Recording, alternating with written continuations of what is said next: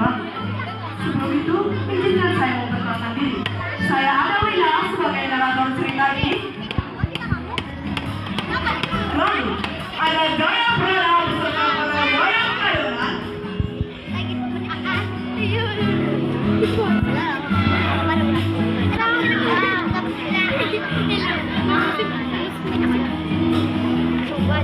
Selanjutnya, ada wayang sari beserta para dayang-dayangnya yang cantik guna.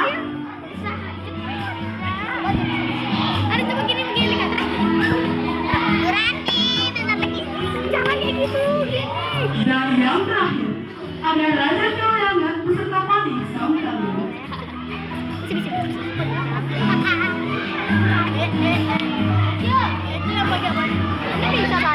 Pada kesempatan kali ini, izinkan kami untuk mementaskan sebuah cerita yang berjudul Jaya Prada dan Layang Sari, di mana kisah ini menceritakan tentang cinta sejati. Sebelum kita memulai ceritanya, ada baiknya kita berdoa terlebih dahulu. Maka dari itu, mari kita berdoa menurut agama dan kepercayaan masing-masing agar melancarkan. Berdoa.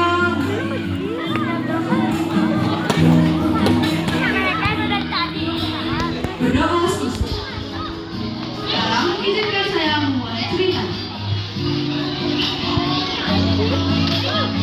Pada zaman dahulu kala, di Batu berdiri sebuah kerajaan bernama Kerajaan Warakui Kaliangan, yang sekarang menjadi desa Kaliangan di Buleleng. Di sana hiduplah sebuah keluarga miskin yang terdiri dari sepasang suami istri dengan 3 anaknya, 2 anak laki-laki dan 1 perempuan. Kerajaan tersebut terkena suatu wabah penyakit yang mematikan, dan keluarga miskin tersebut pun terkena imbasnya. 4 orang anggota keluarga meninggal dan menyisakan si bungsu, yaitu Inyoman Jaya Prada.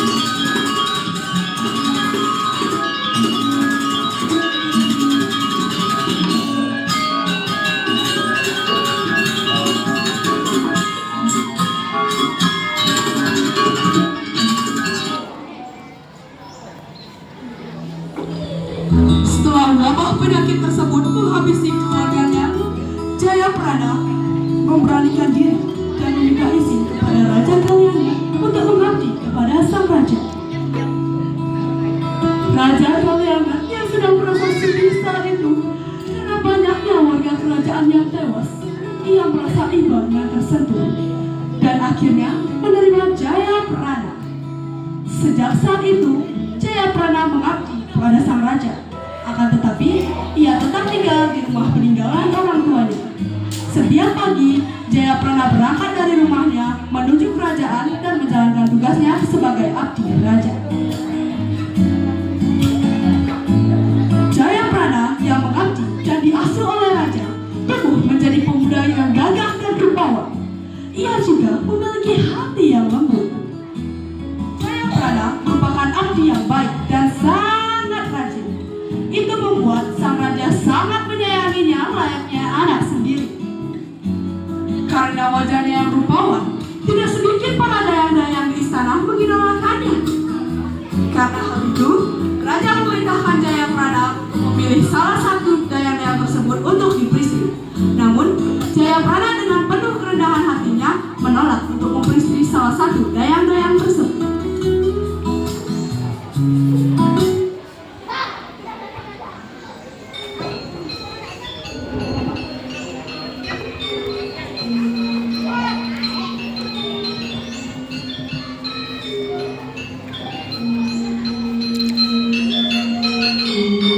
Wahai Jayaprana, umurmu mungkin masih terlalu muda, tapi sikapmu sudah dewasa. Maka dari itu, pilihlah salah satu dayang-dayang dari istana untuk kau jadikan istri. Maaf yang mulia, bukan aku tidak ingin, tetapi izinkan aku untuk mencari wanita di luar istana dan yang benar-benar aku cintai. Karena akan sia-sia jika kita menikah tanpa adanya perasaan. Baiklah Jayaprana, jika itu yang engkau inginkan, maka engkau bebas memilih. Tetapi, jika engkau sudah menemukan pujaan hatimu, beritahulah aku. Aku akan membuatkan surat lamaran untuk dikirim ke orang tuanya. Baik yang mulia, terima kasih banyak atas izin yang diberikan.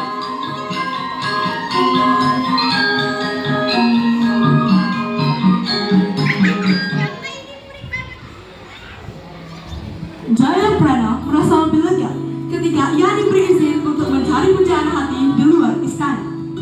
Sejujurnya, Jayaprana belum ingin menikah karena ini usianya yang terbilang masih belia. Akan tetapi, ini merupakan perintah rajanya. Jadi, mau tidak mau, ia harus mematuhinya. Pada suatu hari, Jayaprana sedang berjalan-jalan di luar istana dan pergi ke pasar sambil memikirkan keinginan sang raja.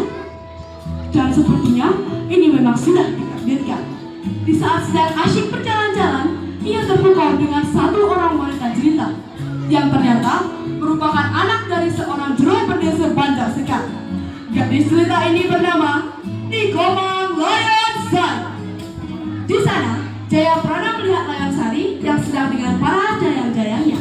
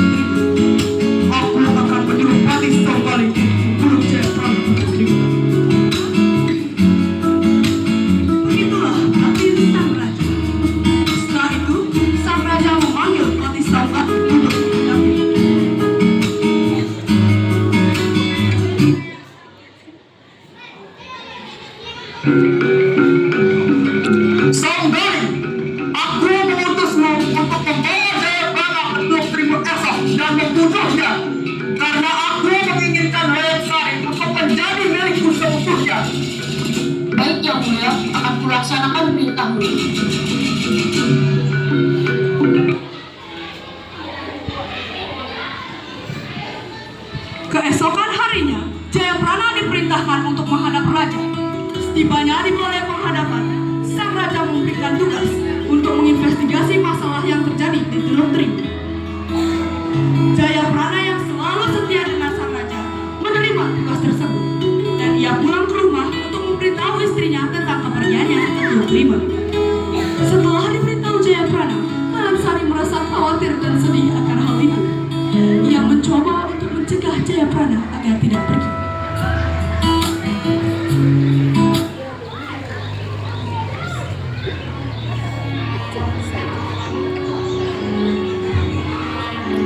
Kakanda, lebih baik engkau jangan pergi. Tinggal saja di rumah bersamaku. Tidak, Adinda. Aku harus pergi. Aku berjanji akan pulang dengan selamat. Akan tetapi, aku memiliki firasat yang buruk, Kakanda. Aku mohon, tinggallah di rumah saja. Adinda, percayalah padaku. Hidup dan mati itu hanya berada di tangan Ide Sang Yang Widi Dewasa. Tugasmu adalah mendoakan aku agar selamat.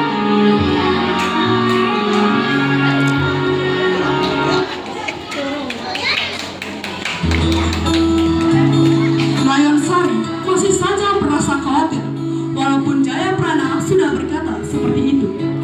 Keesokan harinya, Jayaprana pun berangkat dengan Pati Sanggali dengan beberapa pasukan, meninggalkan istrinya yang khawatir dan bersedih di rumah. Selama di perjalanan, Jayaprana merasa ada yang tidak beres. Ia merasa akan ada yang membunuhnya. Namun, ia berusaha menepis firasat tersebut. Tapi tiba-tiba, Sanggaling menyerang Jayaprana dari belakang. Tetapi tidak berhasil, karena Jayaprana lebih tangguh. Jayaprana pun bertanya pada Pati Sanggaling.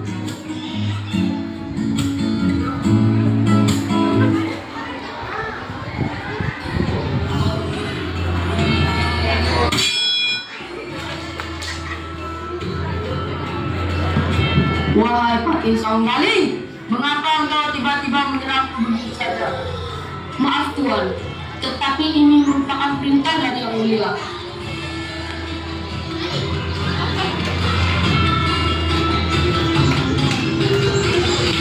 Ini merupakan surat dari Yang Mulia. Beliau menyuruhku untuk membunuhmu karena engkau salah memilih istri yang sangat cantik. Jayaprana pun membaca surat tersebut, dan ia pun merasa dihianati oleh sang raja. Meskipun begitu, kesetiaannya tidak pernah luntur pada sang raja, karena ia mengingat kebaikan sang raja yang telah membantunya dan mau merawatnya sedari kecil hingga dewasa. Dengan perasaan pasrah, Jayaprana menyerahkan dirinya ke Pati Sanggaling untuk dibunuh jika itu keinginan sang raja. Sebelum dibunuh, Jayaprana menyerahkan keris sakti miliknya, karena hanya keris itu yang mampu membunuhnya.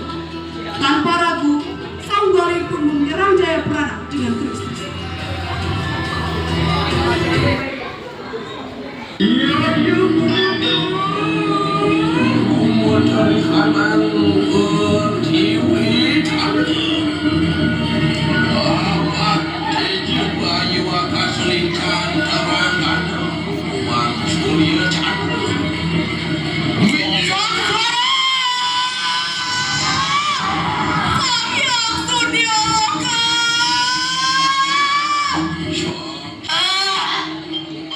Jayaprana yang tewas menyemburkan darah yang berbau harum dan wangi. Kematian Jayaprana ditangisi oleh alam, dan terjadilah gempa bumi. Dan di saat Pati Sanggaling sedang dalam perjalanan pulang, tiba-tiba ia diserang macan putih dan akhirnya tewas. Kabar kematian Jayaprana telah sampai ke telinga sang raja. Dengan berpura-pura sedih, sang raja pergi memberitahu Kalansari akan kematian Jayaprana. Lalu Kalansari air mata yang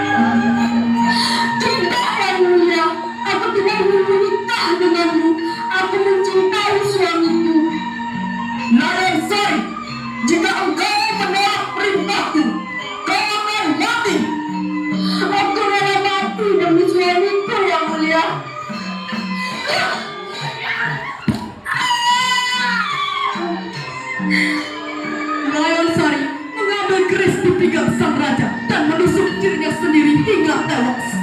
Darah Layar Sari juga beraroma wangi seperti Jayaprana saat terbunuh.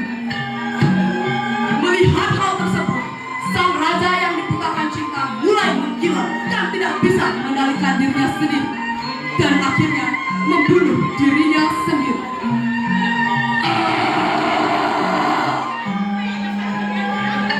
Rakyat sekitar membawa jasad Layar Sari dan menempatkannya di samping jasad Jayaprana. Untuk menghormati kisah cinta ini, didirikanlah Pura Jayaprana di daerah Teluk Terimu. Banyak umat Hindu di Bali yang datang ke sana untuk meminta keturunan, petunjuk atas kisah cinta mereka, restu atas hubungan yang sedang dijalani, bahkan untuk menghormati, mengenang, dan mendoakan Jayaprana dan Layar Sari.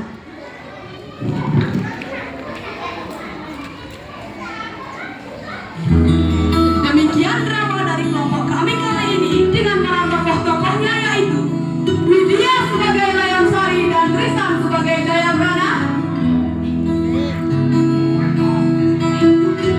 Fabio sebagai Raja Kalyangan dan Andi sebagai Patih Saunggawi,